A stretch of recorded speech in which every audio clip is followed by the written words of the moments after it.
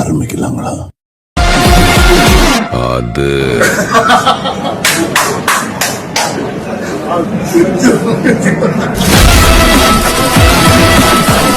அஜித் குமார் நடிக்கும் குட்பேட் அக்கி படத்தின் டீசர் மேக்கிங் வீடியோ வெளியிடப்பட்டது. இந்த படத்தின் முதல் சிங்கிள் மார்ச் 18 வெளியாகும். இந்த படம் ஏப்ரல் 10 திரையரங்குகளில் வெளியாகும்.